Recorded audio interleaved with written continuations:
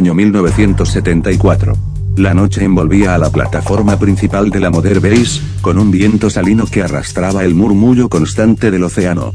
En el interior de la sala de análisis de inteligencia, la tenue luz amarilla de una lámpara caía sobre una mesa abarrotada de informes, fotografías aéreas borrosas, mapas con marcas de tinta roja y dosieres parcialmente clasificados. El ventilador del proyector hacía un zumbido bajo, casi somnoliento. Pacifica estaba inclinada hacia adelante, con los codos apoyados sobre la mesa, y sus manos sosteniéndose la frente.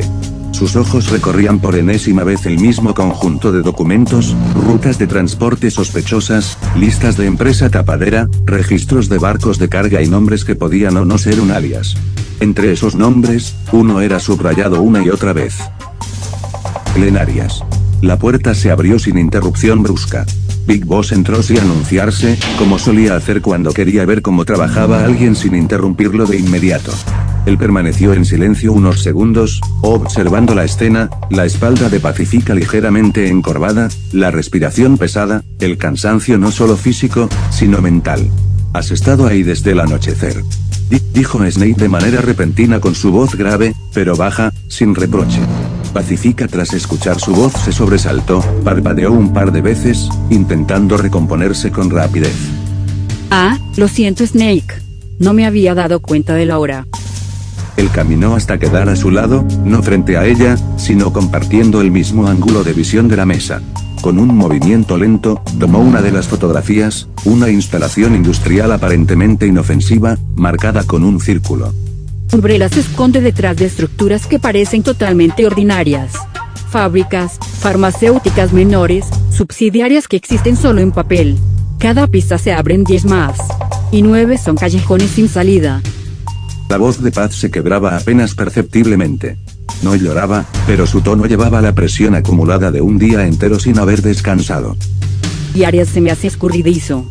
Aparenta ser legalmente limpio, corporativamente impecable. Y sin embargo, todo indica que está metido hasta el fondo. Si logro encontrar un nexo más, apenas uno, podría conducirnos a algún laboratorio fuera del radar. Pero cada vez que creo rozar algo en concreto, se deshace. Lo siento. Solo quiero hallar el paradero de Aria lo antes posible. Big Boss dejó la fotografía sobre la mesa. No respondió de inmediato. Sabía que el silencio, a veces, era la forma más honesta de reconocimiento. Pero luego exclamó. Buscar agujas en pajares es parte del trabajo. Pero convertirte tú misma en la aguja no va a acelerar el proceso.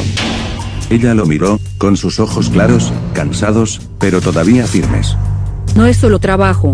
Es una responsabilidad. Si esa gente continúa experimentando en más gente inocente. Si continúan creando armas bioorgánicas.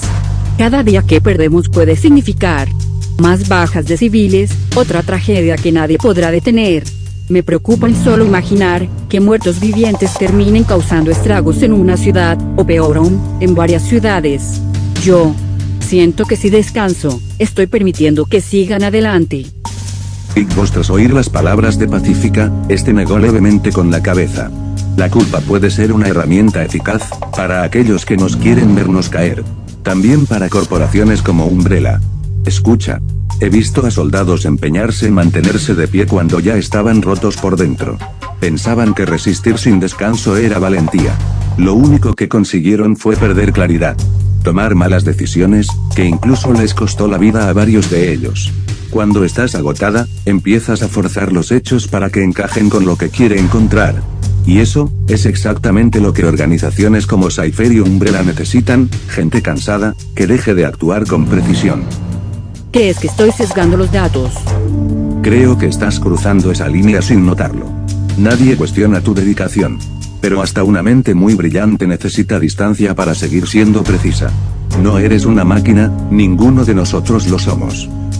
Big Boss añadió, con un tono que, pese a su gravedad habitual, tenía un matiz de cuidado genuino. Puedes tomarte un descanso. Come algo, duerme. Mañana podrías ver conexiones que ahora mismo se te escapan solo porque estás agotada. Paz miró los papeles, como si dejar la mesa fuera una traición al objetivo. Luego lo miró a él. Pero, ¿y si en ese intervalo perdemos algo? ¿Qué pasa si Umbrella se sigue moviendo y perdemos pistas? Ellos siempre se mueven. Sin importar si te da sueño o no. La diferencia es que, descansada, tendrás más posibilidades de adelantarte. La guerra contra ellos no se gana en un solo día, ni tampoco con una sola pista milagrosa. Créeme, hace un buen rato tuve una conversación similar con Miller sobre esto. Se trata de tener resistencia, paciencia, y cabeza fría. Hubo un silencio breve, pero denso y sereno. Ella respiró hondo, por primera vez sin la rigidez anterior. Lo entiendo. Es solo que, quiero averiguar si Umbrella tuvo algo que ver con la muerte de mi padre. Pero, gracias por decirlo así. A veces me olvido que no somos piezas moviéndose en un tablero. Si nos tratamos como piezas, alguien más moverá el tablero por nosotros. Ella se dirigió hacia la puerta. Antes de salir, se detuvo un instante. John, encontraremos a Arias. Y encontraremos su paradero. No ahora, y tal vez no mañana, pero lo haremos. Créeme, lo encontraremos de alguna u otra manera. Pero lo haremos con la mente clara. La puerta se cerró con suavidad. El rumor del océano volvió a ser sonido dominante. Big Boss permaneció por un rato más en la sala, mientras este sacaba un cigarrillo y se lo colocaba en la boca, lo encendió y se quedó un rato despejando la mente, reflexionando sobre lo que vio en aquel laboratorio en Botswana. Esa escena de los muertos vivientes, aún seguía grabada en su mente. No me quiero imaginar qué pasaría si ese virus llegase a causar un brote en una ciudad. Se decía Big Boss en sus pensamientos con clara preocupación, mientras seguía fumando de su cigarrillo para eliminar el estrés.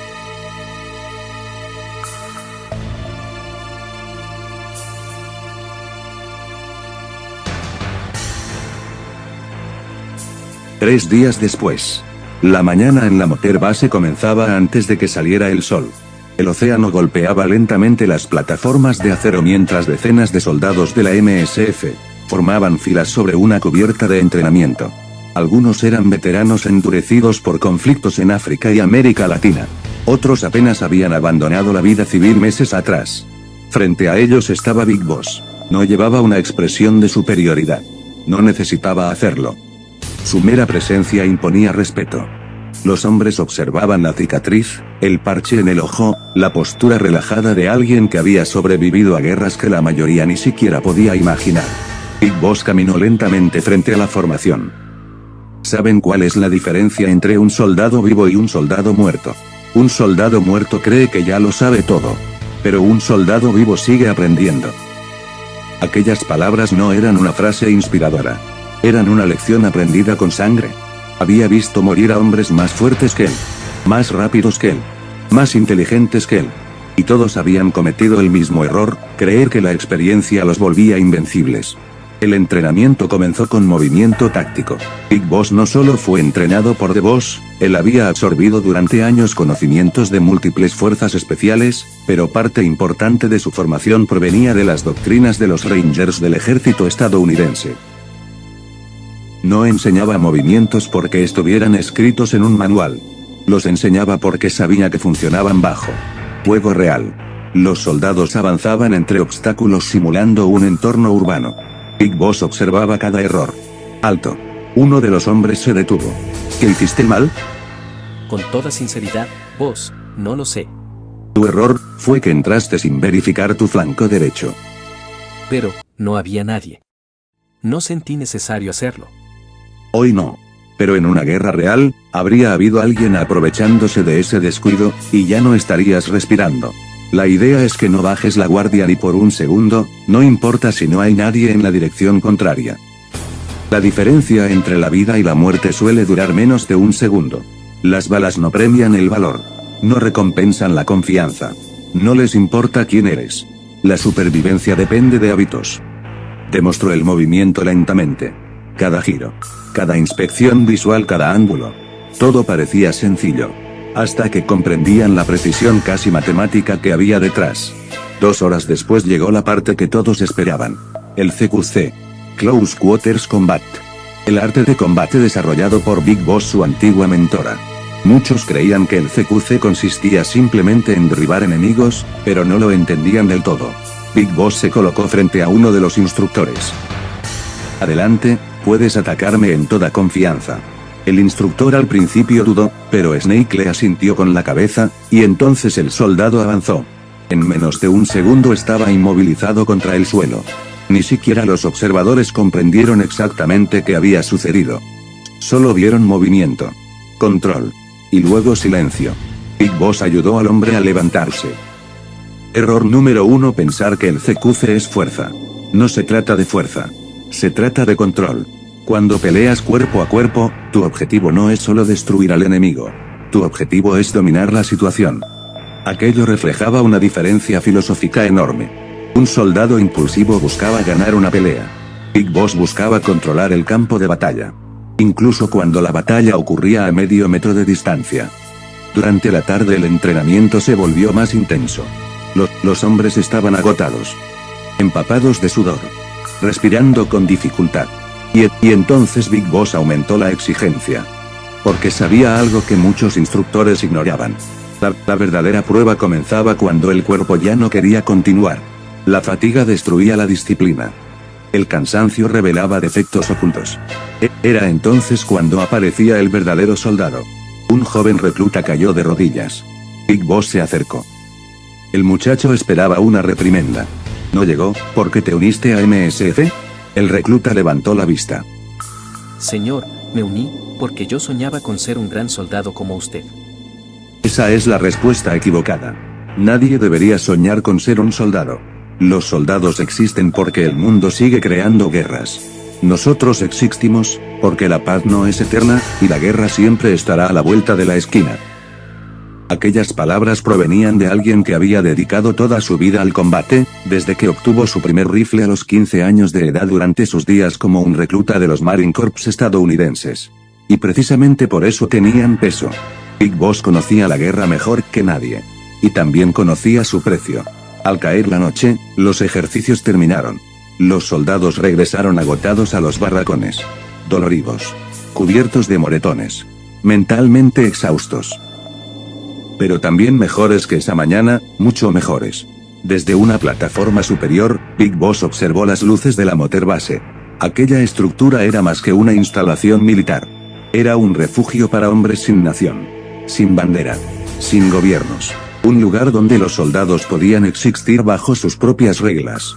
Big Boss se encontraba durante un largo rato fumando un cigarro, mientras despejaba su mente. Pero entonces Kazuhira Miller se acercó a él. ¿No crees que los estás matando con esos entrenamientos? Big Boss soltó una pequeña risa tras el comentario de su amigo y hermano de armas. No. Les estoy enseñando a que sobrevivan a toda costa. Y esa era la diferencia fundamental. Muchos comandantes entrenaban soldados para ganar guerras. Big Boss los entrenaba para regresar vivos de ellas. Porque detrás de toda la leyenda del guerrero perfecto, del héroe de guerra y del mercenario más famoso del mundo, existía una verdad mucho más humana. Big Boss había visto demasiados hombres morir. Y cada lección que enseñaba en la Motor Base era un intento desesperado de evitar que la siguiente generación repitiera los mismos errores que habían llenado de fantasmas su propia memoria. Boss, vine porque debo informarte de algo importante. Pero debemos ir a la plataforma de inteligencia. Muy bien, vamos. Una solicitud llegó a la Motor Base envuelta en silencio, como todas las guerras que nadie quería reconocer. No hubo banderas, ni sellos oficiales, ni nombres verdaderos. Solo una transmisión cifrada, fragmentada en capas de intermediarios diseñados para que, si algo salía mal, nadie pudiera señalar a nadie. En la plataforma de inteligencia, los monitores despertaron uno a uno, proyectando líneas de código que se reconstruían lentamente, como si incluso la información dudara en mostrarse por completo. Kazuhira Miller estaba solo cuando el mensaje terminó de decodificarse. Miller lo leyó sin parpadear. Coordenadas incompletas. Referencias vagas a estabilidad nacional. Un eufemismo tras otro para evitar la palabra guerra. Cuando Big Boss entró a la sala, el aire ya estaba cargado de tensión. Acabamos de recibir un contrato. Pero no viene de ningún estado. Ni tampoco de una embajada. ¿Acaso fue una milicia quien solicitó nuestro apoyo? Miller asintió y amplió la proyección de la pantalla. El mapa apareció ante ellos. La República de San Aurelio. Selvas cerradas al norte, cordilleras irregulares en el interior, zonas rurales marcadas en rojo. Pequeños símbolos indicaban enfrentamientos recientes. Poblados sin nombre, borrados de los registros oficiales. Según estos informes, San Aurelio sufrió un golpe hace 6 años atrás, desde 1968. El ejército tomó el poder, supuestamente para restaurar el orden. Suspendieron elecciones, hay censura total, y desapariciones, posiblemente gente que se opuso contra el régimen. ¿Quién envió este contrato? Un contratista privado que actúa como intermediario de la milicia. Su mensaje es claro: la milicia está perdiendo terreno. Están pidiendo apoyo táctico, entrenamiento avanzado, coordinación de operaciones, sabotajes más eficaces contra instalaciones del régimen, depósitos, centros de mando, rutas de suministros.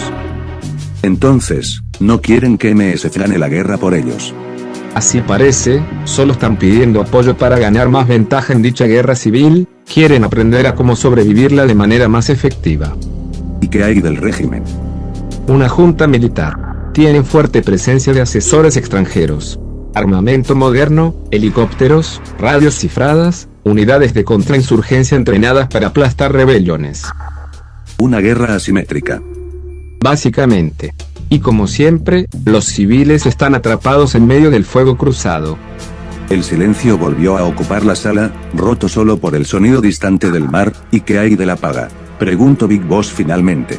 Miller mostró la cifra. Era muy alta, pero no era para nada desproporcionada. Dinero, rutas seguras, acceso a información local, contactos regionales. La milicia controla zonas donde el régimen no entra sin bombardear primero. Pero no es solo eso. Si rechazamos el contrato, otro grupo lo tomaría. Pero ese no es el problema. El problema es que si no aceptamos el contrato, es muy probable que caiga en manos de algún grupo mercenario, que no le importaría convertir esta guerra en una carnicería peor. Creo que sabes a lo que me refiero. Y podrían ser tipos que no tienen problema alguno en sacrificar a civiles. Entiendo tu punto. A todo esto, ¿qué sabemos de esta milicia?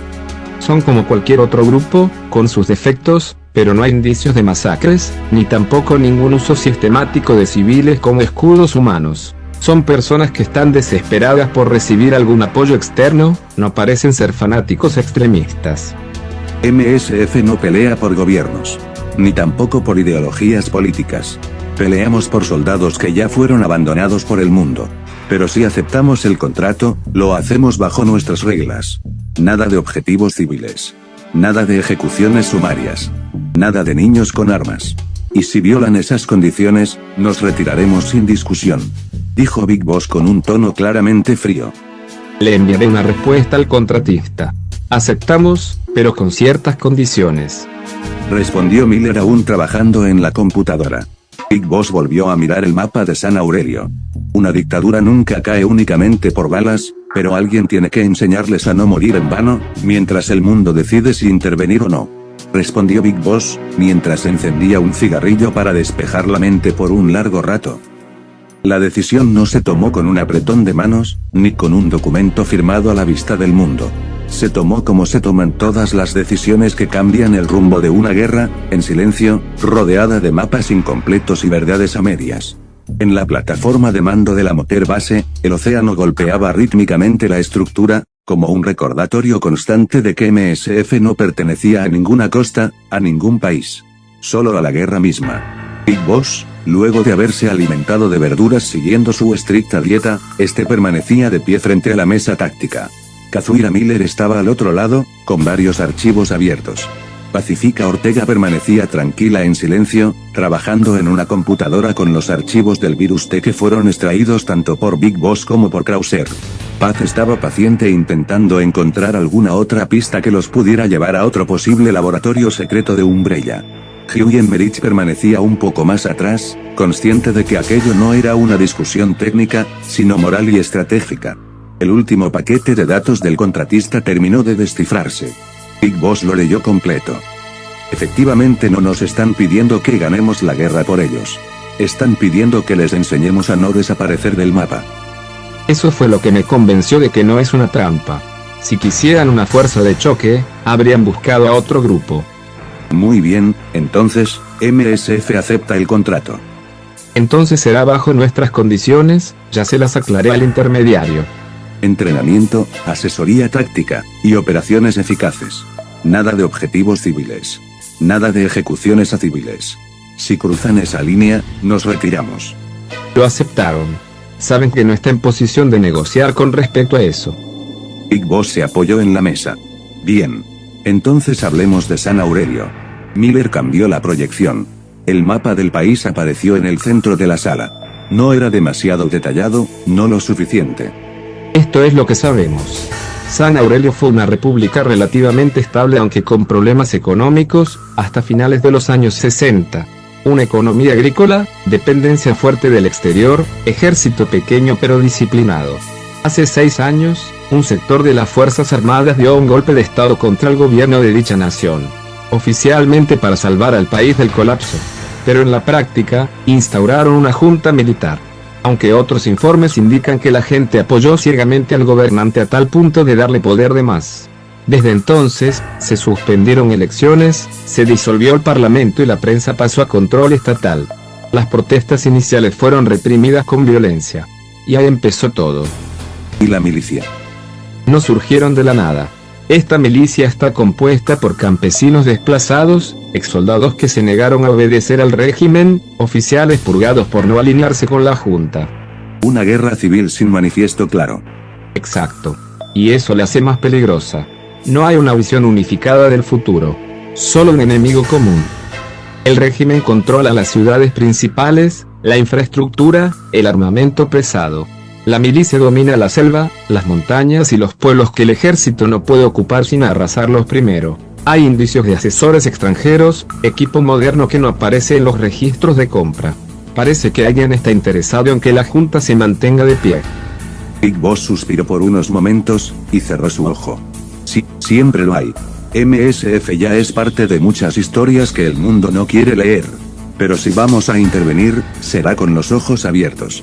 No vamos a salvar a San Aurelio, vamos a evitar que se hunda. Miller asintió lentamente.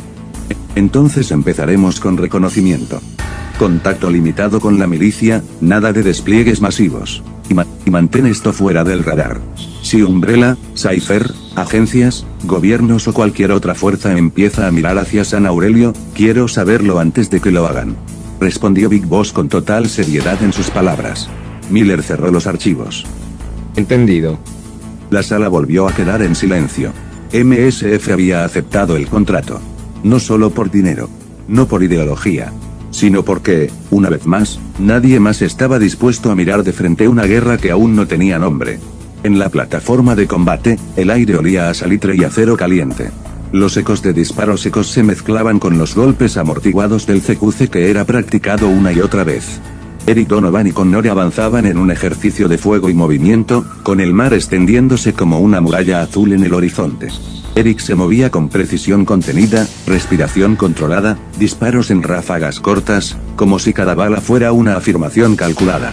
Connor, en cambio, era puro impulso moldeado por disciplina, pasos amplios, entradas agresivas pero aprendiendo a domar la fuerza bruta bajo reglas invisibles. Ahora, mientras ambos repetían el ejercicio, la voz de Big Boss interrumpió el ritmo del entrenamiento. Alto. Las siluetas se detuvieron. El viento movió los bordes de las banderas amarillas de seguridad. Eric bajó su rifle, Connor tomó aire, aún con el pulso acelerado. Big Boss se acercó a ellos con tranquilidad, pero con esa presencia que imponía más que cualquier grito. No necesitaba levantar la voz para que todo el entorno pareciera detenerse a escucharlo. Combates muy fluidos. El entrenamiento que tuve con los Marine Corps me sigue siendo útil. Y eso es una buena ventaja. Por cierto, MSF ha recibido un contrato. El contrato vino de un contratista bélico, en la República de San Aurelio. El país está en guerra civil, la dictadura mantiene el poder, y una milicia se ha levantado. Connor frunció el ceño tras oír dichas palabras. ¿Y nosotros vamos a pelear su guerra? No. No vamos a ganarla por ellos. Entonces nuestra tarea será inclinar la balanza. No. Nuestra tarea será darles una oportunidad a quienes no la tienen. No somos salvadores, no somos ejecutores de ningún gobierno. Y no somos héroes. Somos soldados. MSF no interviene sin costo. Cada contrato define quiénes somos. Cada guerra que tocamos deja una cicatriz, y si ustedes lo entienden perfectamente, luego de lo que vivieron en Vietnam. Pero si aceptamos esto, lo hacemos bajo nuestra bandera, con nuestras reglas. Y recuerden bien esto. Nuestro papel es frío, profesional y calculado. No se apeguen a banderas, apéguense a la misión. El sonido del mar volvió a colarse entre ellos. Vayan preparándose. Porque se nos vendrá otro infierno encima. Eric y Connor intercambiaron una mirada breve. No había euforia, había algo más serio, la comprensión de que estaban a punto de entrar a otra guerra. Una que no era suya, pero que dejaría marcas. Big Boss se alejó entonces, el viento sacudiendo brevemente su abrigo militar. No dejó ningún discurso heroico atrás. Él solo dejó en claro, como siempre, que en MSF la guerra nunca era simple, y que el verdadero entrenamiento empezaba cuando el mundo te pedía que intervinieras sin nunca prometerte de que ibas a ganar. Eric, tal vez nosotros les fallamos a nuestros hermanos en Vietnam, y puede que ya seamos veteranos, pero estoy dispuesto a volver al campo de batalla, si eso significa ayudar a civiles. Estoy contigo en eso. No podemos retroceder el tiempo, pero al menos estaremos preparados para proteger a nuestros camaradas de la Motor Base, como una forma de honrar a nuestros viejos camaradas caídos. Ahora que lo mencionas, he notado que Krauser no se ha visto tan bien que digamos. Me está empezando a preocupar. Dijeron ambos soldados mostrando cierta preocupación por su ex sargento, y también mostrando lo perturbados que estaban ante lo que Big Boss había descubierto. Las armerías de la Motor Base respiraban una inquietud tensa, como si el metal y el mar compartieran el mismo pulso contenido. No había voces elevadas ni bromas de pasillo, solo el lenguaje sobrio de los cerrojos probados, cargadores alineados con paciencia, y correas ajustadas con la precisión de un gesto aprendido mucho antes. Big Boss deslizaba la mirada sobre la mesa de equipo, con una atención que no era impaciencia, sino hábito. Ajustó el guante de la mano derecha, comprobó por rutina la retención del cuchillo de combate en la funda del chaleco, y luego sostuvo su rifle durante un segundo más de lo necesario. No lo miraba como a un objeto, lo evaluaba como quien reconoce a un viejo cómplice que lo ha acompañado por demasiadas fronteras. A su lado, Eric Donovan trabajaba en silencio. Sus manos eran seguras, pero el modo en que repasaba su fusil, peso, encare, equilibrio, revelaba algo más que disciplina, era la meticulosa desconfianza de alguien que aprendió en la jungla que todo lo que puede fallar, lo hará. Y siempre en el peor momento. Vietnam no se había ido, simplemente ahora vivía en sus memorias. Connor, el cual estaba un poco más atrás, comprobaba los equipos de comunicaciones con una concentración casi introspectiva. Conectaba y desconectaba, afinaba frecuencias, escuchaba estática como quien escucha respiraciones. Había en su rostro una marca invisible, esa calma densa de los que regresaron con demasiadas cosas que no se cuentan. Ambos, Eric y Connor, aún cargaban el peso de lo que ocurrió en 1972, del barro y del fuego, y del instante preciso en que un hombre con parche en el ojo les había sacado de un lugar del que nadie estaba regresando con vida. No lo decían, pero lo sabían, Big Boss no solo era su comandante, era la razón concreta por la que seguían luchando por razones diferentes, y no por razones que provenían de ningún escritorio al otro lado del mundo. Según por lo que entendí de esos informes, las comunicaciones de la milicia en San Aurelio son frágiles. Tienen equipos viejos, interferencias, y el régimen controla parte del espectro. Si los dejamos sordos, ya perdieron. Y ahí es donde entramos nosotros, pero recuerden. MSF recibió un contrato para apoyar a una milicia, no para ganarles la guerra por ellos. No somos superhéroes ni nada de esas tonterías, somos mercenarios.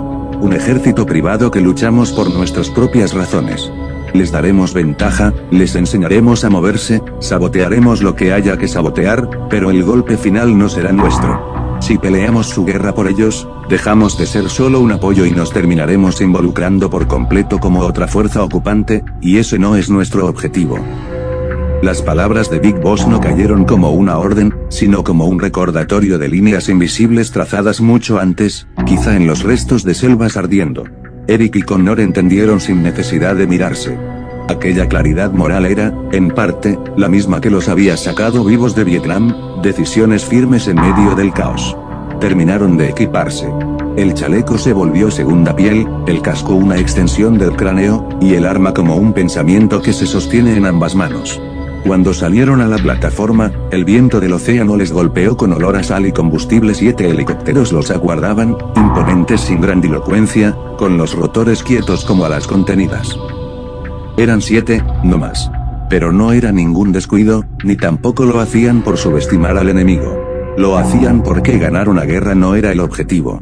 La misión era infiltrar, asesorar, golpear donde dolía y desaparecer antes de convertir la guerra en otra cosa. Los hombres se subieron.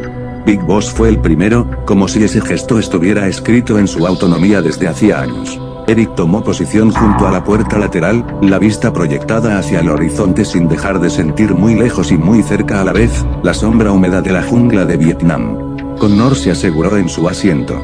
El aire se volvió vibración y la cubierta de la motor base comenzó a alejarse en perspectiva, enorme y minuciosa como un recuerdo reciente. Big Boss observó la base por un segundo más, consciente de que hombres como ellos rara vez regresan iguales del lugar al que se dirigen. Recuerden. Somos profesionales, no redentores ni tampoco conquistadores. Hacemos el trabajo. Y dejamos que los pueblos escriban su propia historia. Ambos asintieron. Los helicópteros se elevaron, 7 sombras recortándose contra el cielo, rumbo a la República de San Aurelio. No hubo discursos ni promesas. Solo el pacto silencioso de 3 hombres marcados por Vietnam, unidos por la deuda invisible de una vida salvada y por la consciencia madura de que ninguna operación, por justa que parezca, no está exenta de costos.